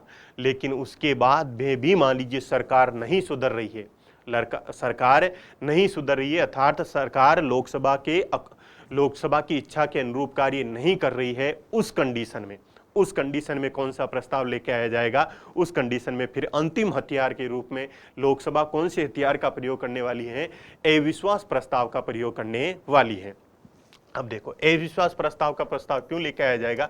अगर हमारे कॉन्स्टिट्यूशन की बात करें तो आर्टिकल 75 का जो क्लोज 3 है, इस क्लोज 3 के अंदर ये लिखा है कि जो हमारी काउंसिल ऑफ मिनिस्टर्स है, यानी कि जो हमारी मंत्री परिषद है, काउंसिल ऑफ मिनिस्टर्स यानी जो हमारी मंत्री परिषद है, वो सामूहिक रूप से, वो क्या होती है, सामूहिक रूप से लोकसभा के प्रति क्या होती है, उत्तरदायी होती है। क्या होती है, उत्तरदायी होती है। अब मान लीजिए कि जो मंत्री परिषद है वो अपना उत्तरदायित्व को अच्छे से निर्वाह नहीं कर पा रही है, अपनी भूमिका का अच्छे से निर्वाह नहीं कर पा रही है, या लोकसभा का मंत्री परिषद में क्या नहीं रहा है, अब विश्वास नहीं रहा है, उस कंडीशन में जो लोकसभा के अंदर क्या लेकर आया जा सकता है, अविश्वास प्रस्ताव लेके आया जा सकता है, नो कॉन्फिडेंस मोशन लेके आया जा सकता है। इसकी प्रक्रिया क्या है कि नंबर 1 तो ये है कि आपको अगर अविश्वास प्रस्ताव लेके आना है तो इसका कारण बताना आवश्यक नहीं है। कारण बताना आवश्यक नहीं है। जबकि निंदा प्रस्ताव में क्या था साथियों, निंदा प्रस्ताव में कारण बताना, निंदा प्रस्ताव के अंदर ये था कि अगर आप क्या लेके आ रहे हैं, निंदा प्रस्ताव लेके आ रहे हैं, तो आपको कारण बताना उसके अंदर आवश्यक होता है। लेकिन अविश्वास प्रस्ताव में कारण बताना आवश्यक नहीं होता है। अब इसमें क्या होता है कि 50 सदस्यों के समर्थन से, 50 सदस्यों के समर्थन से लोकसभा में, कहाँ पे, लोकसभा में कौन सा प्रस्ताव रखा जा सकता है, अविश्वास प्रस्ताव रखा जा सकता है। और उसके बाद में 50 सदस्यों के समर्थन के बाद में लोकसभा अध्यक्ष को कि इसको क्या मिलनी चाहिए, सहमति मिलनी चाहिए। इसकी क्या मिलनी चाहिए, सहमति मिलनी चाहिए। मान लीजिए 50 सदस्यों ने क्या रखा, अविश्वास प्रस्ताव रखा और लोकसभा अध्यक्ष ने क्या दे दी, उस पर सहमति दे दी। तो उसके बाद में क्या होगा, इस अविश्वास प्रस्ताव पर वही चर्चा एवं परिचर्चा होगी। इस पर क्या होगी, चर्चा एवं परिचर्चा होगी कि भाई अविश्वास प्रस्ताव क्यों लाया गया है, कि सरकार किस प्रकार से लोकसभा में विश्वास बनाए रखने में कायम नहीं रह पा रही है, या सरकार अपनी उत्तरदायित्व की भावनाओं को किस प्रकार से अच्छे से निर्वाह नहीं कर पा रही है। इस प्रकार की चर्चा पर चर्चाएं होगी, सरकार की नीतियों की आलोचना भी की जाएगी। और उसके बाद में क्या होगा, मतदान होगा। उसके बाद में क्या होगा साथियों, मतदान होगा। और मान लीजिए मतदान में सरकार क्या हो जाती है, पराजित हो जाती है। सरकार पराजित हो जाती है, तो सरकार के जैसे ही पराजित हो जाती है, तो सरकार के पराजित होने पर जो मंत्रिपरिषद है, मंत्रिपरिषद को त्याग पत्र देना होगा। मंत्रिपरिषद को क्या करना होगा, त्याग पत्र देना होगा। यहाँ पे अविश्वास प्रस्ताव में सरकार को किसी भी प्रकार की लाइफलाइन नहीं मिलने वाली है। इसका तात्पर्य ये हुआ कि सरकार को पुनः विश्वास प्रस्ताव प्रस्तुत करने का मौका नहीं मिलने वाला है। जैसे ही अविश्वास प्रस्ताव पारित होगा, सरकार को क्या देना होगा, इस्तीफा देना होगा। जो हमारी मंत्रिपरिषद है, मंत्रिपरिषद को क्या देना होगा, इस्तीफा देना होगा। अब अविश्वास प्रस्ताव से संबंधित कुछ फैक्ट भी जान लेते हैं कि अगर हम भारतीय संसदीय प्रणाली की बात करें कि जब से भारत के अंदर हमारी संसद ने कार्य करना प्रारंभ किया है, तब से लेकर वर्तमान समय की अगर हम कुछ बातों को जानना चाहे, तो अब तक भारत की संसदीय प्रणाली के अंदर 27 बार, कितनी बार साथियों, 27 बार अविश्वास प्रस्ताव प्रस्तुत किया जा चुका है। कितनी बार अविश्वास प्रस्ताव लेके आया जा चुका है, 27 बार लेके आया जा चुका है। लेकिन अभी तक अविश्वास प्रस्ताव एक बार भी पारित नहीं हुआ है। इसका तात्पर्य है कि अविश्वास प्रस्ताव कितनी बार पारित हुआ है, 0 बार। एक बार भी अभी तक अविश्वास प्रस्ताव हमारी संसद में यानी कि लोकसभा में पारित नहीं हो पाया है। अगर इस 27 बार जो अविश्वास प्रस्ताव लेकर आया गया, इसमें से सबसे ज्यादा किस प्रधानमंत्री के विरुद्ध या किसकी सरकार के विरुद्ध लेकर आया गया, 15 बार इंदिरा गांधी की जो सरकार थी, इंदिरा गांधी की सरकार पर कितनी बार अविश्वास प्रस्ताव लाया गया, 15 बार लाया गया। उसके बाद में अगर हम बात करें कि सर्वप्रथम कब भारत की संसद में कब अविश्वास प्रस्ताव लाया गया, तो 1963 में, जब 1962 में भारत चीन के बीच में जब युद्ध होता है, उसके बाद में नेहरू जी की आलोचना करने के लिए जेबी कृपलानी के द्वारा क्या कौन सा प्रस्ताव रखा जाता है, अविश्वास प्रस्ताव रखा जाता है। तो सर्वप्रथम अविश्वास प्रस्ताव कब रखा गया, 1963 में नेहरू जी के विरुद्ध रखा गया। और अंतिम बार कब रखा गया, मोदी सरकार के विरुद्ध 2018 के अंदर रखा गया था। लेकिन ध्यान रखने योग्य जो सबसे महत्वपूर्ण बात है कि भारत की संसद में अविश्वास प्रस्ताव अभी तक एक बार भी पारित नहीं हुआ है। तो ये हुआ अविश्वास प्रस्ताव, एक कॉन्सेप्ट। और ये जो अविश्वास प्रस्ताव का जो उल्लेख है, आप सभी को पता है कि अविश्वास प्रस्ताव तो लोकसभा में लेके आया जाएगा। और इस अविश्वास प्रस्ताव का जो उल्लेख है वो हमारी लोकसभा की जो नियमावली है, यानी कि लोकसभा के अंदर जो नियम नंबर क्या है 198 198 है, उसके अंदर किससे संबंधित प्रोविजनों का उल्लेख किया गया है, अविश्वास प्रस्ताव का उल्लेख किया गया है। लेकिन आपको पता है कि एक कॉन्सेप्ट और चलता है, वो है विश्वास प्रस्ताव। वो क्या है, कॉन्फिडेंस मोशन, विश्वास प्रस्ताव। ये विश्वास प्रस्ताव भी कहां पे लेके आया जाएगा, यह भी लोकसभा के अंदर लेके आया जाएगा। कहां पे लेके आया जाएगा, लोकसभा में लेके आया जाएगा। विश्वास प्रस्ताव का ना तो भारत के संविधान में कहीं उल्लेख है और ना ही लोकसभा की जो नियमावली है, लोकसभा की नियमावली में भी विश्वास प्रस्ताव का उल्लेख नहीं है। तो फिर विश्वास प्रस्ताव कब लेकर आया जाता है, तो पहले तो ये ध्यान रखना है कि लोकसभा की जो नियमावली है, लोकसभा की नियमावली में इसका उल्लेख नहीं है। जबकि अविश्वास प्रस्ताव का उल्लेख है, अभी मैंने बताया कहां पे, जो लोकसभा की जो नियमावली नंबर 198 में। उसके बाद में कि जो अविश्वास प्रस्ताव है, अविश्वास प्रस्ताव तब लेके आया जाता है जब राष्ट्रपति जी क्या करे, सरकार को निर्देश दे। यानी कि जब राष्ट्रपति जी को ये लगता है कि अमुक सरकार का, यानी जो वर्तमान समय में जो सरकार है उस सरकार का क्या नहीं रहा है, लोकसभा में बहुमत नहीं रहा है, लोकसभा में उसका विश्वास नहीं रहा है, तो उस कंडीशन में राष्ट्रपति जी क्या कर सकते हैं, सरकार को निर्देश दे सकते हैं, काउंसिल ऑफ मिनिस्टर्स को, यानी कि जो हमारी मंत्री परिषद है उस मंत्री परिषद को निर्देश दे सकते हैं कि आपको क्या करना है, आपको लोकसभा में अपना बहुमत सिद्ध करके बताना है, अर्थात आपको लोकसभा में कौन सा प्रस्ताव प्रस्तुत करना है, विश्वास प्रस्ताव प्रस्तुत करना है। तो फिर राष्ट्रपति जी के निर्देश पर क्या करते हैं कि काउंसिल ऑफ मिनिस्टर द्वारा, यानी कि जो सरकार है उस सरकार के द्वारा लोकसभा में कौन सा प्रस्ताव रखा जाता है, विश्वास प्रस्ताव रखा जाता है। इस विश्वास प्रस्ताव का मुख्य रूप से कब प्रयोग किया गया भारत की राजनीति में, जब भारत के अंदर गठबंधन की सरकार थी, भारत के अंदर जब अल्पमत की सरकारें थी, उस कंडीशन में भारत में कौन से प्रस्ताव का प्रयोग किया गया, विश्वास प्रस्ताव का प्रयोग किया गया। अब देखो, अगर हम भारतीय संसदीय प्रक्रिया की बात करें तो भारतीय संसदीय प्रक्रिया में राष्ट्रपति के निर्देश पर अभी तक कितनी बार विश्वास प्रस्ताव प्रस्तुत किया जा चुका है, 12 बार विश्वास प्रस्ताव प्रस्तुत किया जा चुका है, जिसमें से 7 बार सरकारें क्या नहीं कर पाई, अपने विश्वास को कायम नहीं रख पाई, अर्थात विश्वास प्रस्ताव अपने विश्वास को कायम नहीं रख पाई। अगर हम बात करते हैं वीपी सिंह की गवर्नमेंट की बात करते हैं, अटल जी की गवर्नमेंट की बात करते हैं, एसडी देवगौड़ा की गवर्नमेंट की बात करते हैं, तो वो सभी सरकारें क्या नहीं कर पाई साथियों, लोकसभा के अंदर अपना विश्वास नहीं बना पाई और विश्वास सिद्ध नहीं कर पाई। उस कंडीशन में उनको क्या देना पड़ा, त्याग पत्र देना पड़ा। तो ध्यान रखने योग्य क्या बात है कि अविश्वास प्रस्ताव तो अभी तक भारत की संसदीय प्रक्रिया में एक बार भी पारित नहीं हुआ है, लेकिन 7 बार की कंडीशन ऐसे आई है जब हमारी संसद के अंदर सरकारें क्या नहीं कर पाई, अपना विश्वास कायम नहीं कर पाई। अब देख लेते हैं हमारा जो क्वेश्चन था अविश्वास प्रस्ताव से संबंधित। अब देखो, अविश्वास प्रस्ताव को लोकसभा में स्वीकार करने का कारण बताना आवश्यक है। अभी मैंने बताया कि अविश्वास प्रस्ताव के अंदर आपको कारण बताने की आवश्यकता नहीं होती है। कारण बताने की आवश्यकता कौन से प्रस्ताव में होती है, कारण बताने की आवश्यकता होती है निंदा प्रस्ताव के अंदर। उसके बाद में नंबर 2 क्या बोल रहे हैं कि अविश्वास प्रस्ताव के समर्थन में 50 सदस्यों की सहमति की आवश्यकता होती है। तो करेक्ट है कि लोकसभा की जो नियमावली है, नियमावली नंबर 198, यानी कि लोकसभा के अंदर जो नियम नंबर 198 इसमें लिखा है कि अगर अविश्वास प्रस्ताव कोई भी सदस्य लेके आना चाहते हैं तो उस पर कितने सदस्यों का समर्थन होना चाहिए, 50 सदस्यों का समर्थन होना चाहिए। उसके बाद में ही लोकसभा में कौन सा प्रस्ताव लेके आया जा सकता है, अविश्वास प्रस्ताव लेके आया जा सकता है। नंबर 3, इसके पारित होने पर मंत्री परिषद को त्याग पत्र देना पड़ता है। मैंने अभी कहा आपको कि अविश्वास प्रस्ताव जैसे ही पारित हो जाता है तो उसके बाद में मंत्री परिषद को त्याग पत्र देना होगा। इसका तात्पर्य है उसको किसी भी प्रकार की लाइफलाइन नहीं मिलेगी, और जैसे ही अविश्वास प्रस्ताव पारित हो गया तो मंत्री परिषद क्या हो जाएगी, समाप्त हो जाएगी। ध्यान रखने योग्य बात यह है कि लोकसभा का विघटन नहीं होगा, लोकसभा का विघटन नहीं होगा, लोकसभा में नहीं रहेगी। तो होगा क्या कि फिर लोकसभा के उन्हीं सदस्यों में से मिलकर क्या की जा सकती है, एक नई सरकार का गठन किया जा सकता है, एक नई सरकार का गठन किया जा सकता है। तो करेक्ट स्टेटमेंट कौन से हो जाएंगे इसमें, पहला गलत है तो पहला गलत होने से ये चला गया, ये चला गया, ये चला गया, केवल 2 और 3 सही है तो 2 और 3 यानी कि हमारा ये आंसर हो जाएगा।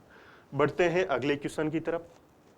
तो हमने जानने का प्रयास किया कि विश्वास प्रस्ताव क्या होता है, अविश्वास प्रस्ताव क्या होता है। अगला क्वेश्चन देखते हैं, क्वेश्चन नंबर 7, निम्नलिखित में से कौन कौन से प्रस्ताव सिर्फ लोकसभा में, अभी मैंने बताया, अब आपको बता देता हूं कि कौन कौन से प्रस्ताव केवल लोकसभा में लेके आए जा सकते हैं और राज्यसभा में नहीं लेके आए जा सकते हैं।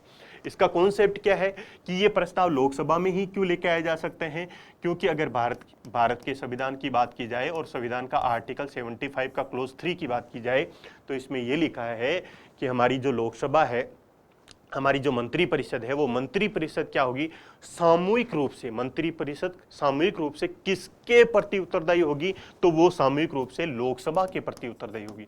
किसके प्रति उत्तरदायी होगी, तो लोकसभा के प्रति उत्तरदायी होगी। तो यहाँ इसका तात्पर्य है कि जहाँ पे सरकार की आलोचना की बात आए, जहाँ पे सरकार के गिरने की बात आए, जहाँ पे सरकार के पराजित होने की बात आए, तो उस प्रकार के जो मोशन है, उस प्रकार के जो प्रस्ताव है, वो केवल कहाँ पे लेके आए जा सकते हैं, वो केवल लोकसभा में ही लेके आए जा सकते हैं।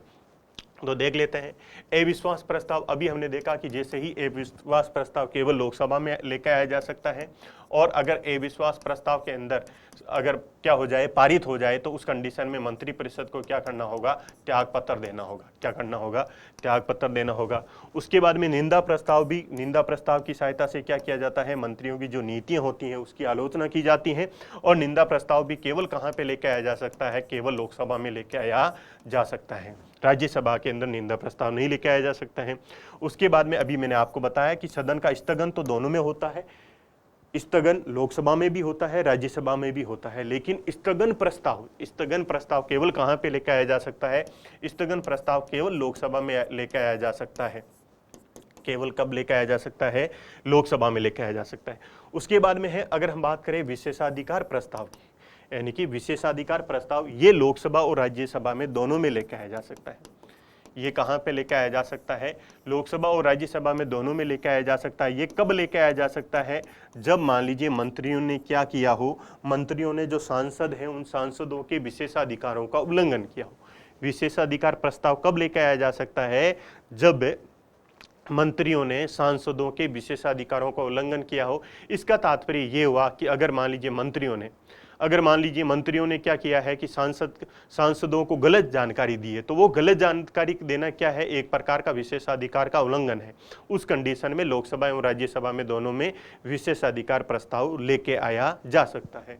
तो 3 नंबर नहीं होगा, बाकी हमारे उपयुक्त सभी नहीं होगा, 3 नंबर नहीं होगा, 1 2 4 होने वाले हैं। तो 1 2 4 ये प्रस्ताव केवल कहाँ पे लेके आए जा सकते हैं, लोकसभा में लेके आए जा सकते हैं। इसके अलावा एक प्रस्ताव और विश्वास प्रस्ताव। ये 4 जो प्रस्ताव हैं, ये 4 प्रस्ताव आप विशेष रूप से ध्यान में रखें।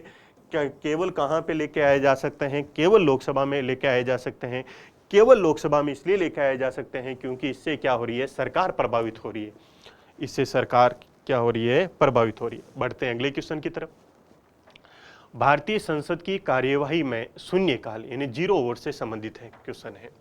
भारतीय संसद की जो कार्यवाही है उसके अंदर शून्यकाल का क्या अर्थ है, उससे संबंधित आपको बताना है कि जो 70 का प्रथम घंटा होता है। अगर हम बात करें कि लोकसभा के अंदर, अगर हम बात करें लोकसभा में तो जो प्रथम घंटा होता है, यानी कि अब देखो यहाँ पे बोला है संसद, यहाँ पे लोकसभा और राज्यसभा नहीं बोला है।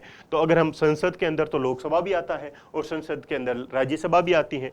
तो लोकसभा की बात करें तो लोकसभा में 11 बजे से 12 बजे तक का जो काल होता है, 12 बजे तक का जो काल होता है वो प्रश्नकाल होता है, और 12 बजे से 1 बजे तक का जो काल होता है वो किससे संबंधित होता है, वो होता है शून्यकाल।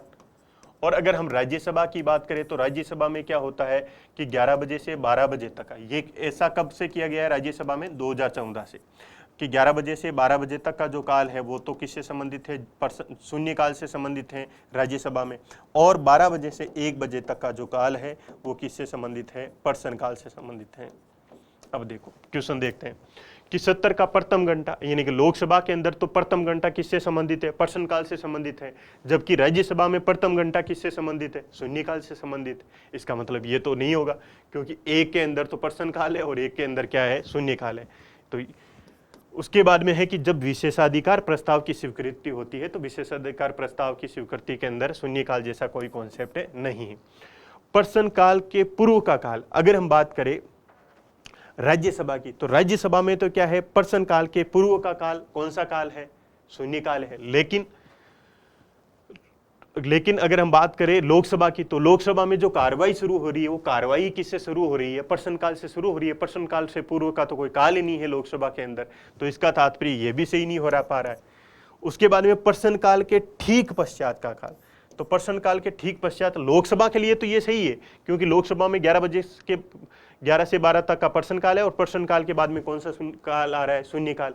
लेकिन अगर हम बात करें राज्यसभा में, तो राज्यसभा में प्रश्नकाल के बाद में कौन सा टाइम आ जाएगा, लंच टाइम आ जाएगा। तो और प्रश्नकाल से पहले कौन सा टाइम होगा, शून्य काल का टाइम होगा। तो ये कथन चारों ही क्या हो जाएंगे साथियों, गलत हो जाएंगे। तो ये जिस एग्जाम में भी क्वेश्चन पूछा गया उसके बाद में ये क्वेश्चन क्या हो गया था, डिलीट हो गया था। अब देखो शून्यकाल की बात कर लेते हैं हम थोड़ी। शून्यकाल का उल्लेख, पहली बात तो है कि शून्यकाल का उल्लेख हमारी संसदीय प्रक्रिया में कहीं नहीं किया गया है। केवल ये किस प्रकार का साधन है, एक अनौपचारिक साधन है। किस प्रकार का साधन है, एक अनौपचारिक साधन है, इसका तात्पर्य है कि जो संसद की जो नियमावली है या जो संसद की प्रक्रिया है उसके अंदर शून्यकाल का किसी भी प्रकार का उल्लेख नहीं किया गया है। तो ये शून्यकाल वर्ड जो दिया गया वो किसके द्वारा दिया गया है? भारतीय मीडिया के द्वारा टाइम दिया गया है। इसमें क्या क्यों दिया गया शून्यकाल? कि सामने तो हुआ क्या कि 12 बजे, जब 12 बजते हैं तो ना तो एएम होता है ना ही पीएम होता है, तो क्या होता है? 00 का टाइम होता है। तो क्या बोल दिया? ये शून्यकाल बोल दिया। तो होता क्या है कि 12 बजे से 1 बजे तक जैसे ही प्रश्नकाल की समाप्ति होती है, तो प्रश्नकाल की समाप्ति के बाद में सदन में क्या होता है कि सदन के अंदर जो सदस्य हैं जिनका नंबर प्रश्नकाल के अंदर वो कोई क्वेश्चन को नहीं पूछ पाए, या कोई मान लीजिए लोक महत्व का मुद्दा है या कोई ऐसा मुद्दा है जिसको हम विलंब नहीं कर सकते हैं, उस मुद्दे पर सांसद क्या कर सकते हैं? शून्यकाल में मंत्रियों से प्रश्न पूछ सकते हैं। यहाँ पे ये है कि मंत्री प्रश्न का उत्तर देने के लिए बाध्य नहीं है। प्रश्नकाल में अगर क्वेश्चन पूछा तो उत्तर देना पड़ेगा, लेकिन शून्यकाल के अंदर प्रश्न का उत्तर देने के लिए मंत्री बाध्य नहीं है, लेकिन जनरली उत्तर देना ही पड़ता है। इसलिए देना पड़ता है क्योंकि प्रक्रिया लाइव चलती है। अगर कोई मंत्री मान लीजिए उस प्रश्न का उत्तर नहीं देता है तो लोक मत पर उस मंत्री का बुरा प्रभाव पड़ सकता है, इसलिए उनको क्या देना पड़ता है? जवाब देना ही पड़ता है, लेकिन जरूरी नहीं है। और उसके बाद में दोनों के अंदर इनकी जो प्रक्रिया है, यानी कि प्रश्नकाल की अवधि, शून्यकाल की अवधि लोकसभा के अंदर और राज्यसभा के अंदर अलग अलग चलती है। और इस प्रक्रिया के अंदर, इस प्रक्रिया का प्रारंभ कब से हुआ? भारत के अंदर 1962 से जो शून्यकाल की जो प्रक्रिया है, जो 0 ओवर का जो कॉन्सेप्ट है उसका प्रारंभ हुआ। पुनः कि शून्यकाल का भी क्या उद्देश्य है? शून्यकाल एक ऐसा साधन है जिसकी सहायता से हम क्या कर रहे हैं कि हमारी जो सरकार है उस सरकार पर निगरानी कर रहे हैं, उस पर नियंत्रण कर रहे हैं। किसके द्वारा निगरानी और नियंत्रण की जा रही है? संसद के द्वारा। तो ये था शून्यकाल का कॉन्सेप्ट। बढ़ते हैं अगले क्वेश्चन नंबर 9 की तरफ। लोकसभा के प्रक्रिया और कार्य संचालन नियम के अंतर्गत जो नियम नंबर 377 है, यानी कि जो हमारी लोकसभा है, तो लोकसभा ने अपनी नियमावली बना रखी है। उस नियमावली के अंदर जो नियम नंबर 377 है, उस 377 से रिलेटेड क्वेश्चन है के अधीन लोकसभा के सदस्यों को एक दिन में अधिकतम कितने मामले उठाए जा सकते हैं? एक दिन के अंदर अधिकतम मामले कितने उठाए जा सकते हैं? पहले तो हम ये देख लेते हैं कि भाई 377 का कॉन्सेप्ट क्या है। 377 का कॉन्सेप्ट ये है साथियों, नियम नंबर 3, लोकसभा का जो नियम नंबर 377 है उसमें क्या होता है कि मान लीजिए कोई भी सांसद क्वेश्चन उठाना चाहता है, प्रश्नकाल में उसका नंबर नहीं आया, उसके बाद में आधे घंटे की चर्चा में भी उसका नंबर नहीं आया, शून्यकाल में भी अगर मान लीजिए उसका नंबर नहीं आया, और मान लीजिए जो ध्यान आकर्षण प्रस्ताव लाया उसमें भी उसका नंबर नहीं आया, यानी कि जो सदन की जो प्रक्रियाएं चली उस प्रक्रियाओं में कहीं पे भी अगर मान लीजिए हम प्रश्न नहीं पूछ पाए, तो फिर लोकसभा के अंदर नियम नंबर 377 बनाया गया, जिसमें क्या कर सकते हैं? लोकसभा के जो सदस्य हैं वो क्या कर सकते हैं? मंत्रियों से क्वेश्चन पूछ सकते हैं। इसके अलावा नियम नंबर 377 के अंदर एक उदारवादी दृष्टिकोण यानी कि लिबरल अप्रोच को अपनाया गया है, जिसमें सांसद क्या कर सकते हैं? अपने संसदीय क्षेत्र के जो स्थानीय मुद्दे होते हैं, अपने संसदीय क्षेत्र के जो स्थानीय मुद्दे हैं और वो लोक महत्व के मुद्दे हैं, यानी कि लोगों के हित से जुड़े हुए हैं, उन मुद्दों को भी 377 के तहत उठाया जा सकता है। अब एक दिन में 377 के तहत कितने मुद्दे उठाए जा सकते हैं उसके बारे में बात करते हैं। अगर बात करें कि 2015 के अंदर ये किया गया कि कितने क्वेश्चन उठाए जा सकते हैं, 2015 तक कितने क्वेश्चन उठाए जा सकते थे? एक दिन के अंदर 20 क्वेश्चन उठाए जा सकते थे, लेकिन 2015 के अंदर ये नियम किया गया कि एक दिन में अब कितने क्वेश्चन उठाए जा सकते हैं 2015 के बाद में। तो 2015 के बाद में नियम ये किया गया कि एक दिन में लोकसभा में कितने क्वेश्चन उठाए जा सकते हैं? 30 क्वेश्चन उठाए जा सकते हैं। तो वर्तमान स्थिति क्या है? वर्तमान स्थिति ये है कि लोकसभा के अंदर जो नियम नंबर 377 है, उस 377 में एक दिन में कितने क्वेश्चन उठाए जा सकते हैं? एक दिन के अंदर 30 क्वेश्चन उठाए जा सकते हैं। तो ये फैक्ट है जो आपको याद रखना है। अब 30 किसी भी ऑप्शन के अंदर नहीं है, तो इसका तात्पर्य ये ऑप्शन यानी जिस टाइम पूछा गया था उस कॉन्टेक्स्ट में क्या था साथियों? 20% पूछे जा रहे थे, लेकिन वर्तमान समय में कितने परसेंट पूछे जा रहे हैं? 30% नियम नंबर 377 के तहत पूछे जा रहे हैं। और 377 में का प्रावधान क्यों किया गया? ताकि अगर मान लीजिए सामान्य प्रक्रियाओं के दौरान किसी का नंबर नहीं आ पाया, तो वो 377 के तहत भी क्या कर सकते हैं? क्वेश्चन राइज कर सकते हैं। क्वेश्चन नंबर 10, भारत की संसद किनके द्वारा मंत्रिपरिषद के कृत्यों यानी कि कार्यों के ऊपर नियंत्रण रखती है? फिर से कॉन्सेप्ट वही कि संसदीय शासन प्रणाली, और संसदीय शासन प्रणाली में संसदीय शासन प्रणाली में संसद के द्वारा क्या किया जाता है, जो हमारी काउंसिल ऑफ मिनिस्टर्स है उस काउंसिल ऑफ मिनिस्टर पर क्या की जाती है, निगरानी की जाती है, यानी कि उसकी मॉनिटरिंग की जाती है और उस पर कंट्रोल किया जाता है, यानी कि नियंत्रण किया जाता है। या इसी को हम ऐसे बोल सकते हैं कि काउंसिल ऑफ मिनिस्टर्स क्या होती है, यानी कि जो कार्यपालिका होती है वो संसद के प्रति क्या होती है साथियों, उत्तरदायी होती है। अब देखो, अब हमने क्लास की शुरुआत भी इसी से की थी कि कार्यपालिका पर नियंत्रण बनाए रखने के लिए संसद द्वारा अनेक प्रकार के साधनों का, अनेक प्रकार के हथियारों का, अनेक प्रकार के माध्यमों का प्रयोग किया जाता है। वो माध्यम कौन कौन से हैं? तो संसदीय प्रक्रिया के तहत जितने भी माध्यम हैं, जितने भी जो चीज़ों का प्रयोग किया जाता है वो किससे संबंधित है, वो चीज़ें किससे संबंधित है, नियंत्रण बनाए रखने से संबंधित है। तो स्थगन प्रस्ताव की सहायता से भी क्या किया जाता है, स्थगन प्रस्ताव की सहायता से भी संसद पर नियंत्रण बनाए रखा, संसद द्वारा जो हमारी काउंसिल ऑफ मिनिस्टर्स है उस पर नियंत्रण बनाए रखा जाता है। प्रश्नकाल की सहायता से भी क्या किया जाता है, नियंत्रण बनाए रखा जाता है। अनुपूरक यानी कि जो सप्लीमेंट्री जो क्वेश्चन पूछे जाते हैं उसकी सहायता से भी क्या किया जाता है, निगरानी एवं नियंत्रण बनाए रखा जाता है। इसके अलावा हमारी संसद के अंदर जितनी भी प्रक्रिया चलती है, यानी कि बजट की जो प्रक्रिया है, अगर मान लीजिए जो विधेयक प्रस्तुत करने की जो प्रक्रिया है, या हमारी संसद की जितनी भी जो समितियां हैं, ये सब माध्यम क्या है, ये सब वो है माध्यम है जिसकी सहायता से संसद क्या करती है, कार्यपालिका पर नियंत्रण बनाए रखती है। तो इसके अंदर क्या हो जाएंगे साथियों, तीनों ही करेक्ट हो जाएंगे। तो हमारा आंसर क्या हो जाएगा, डी हमारा आंसर हो जाएगा।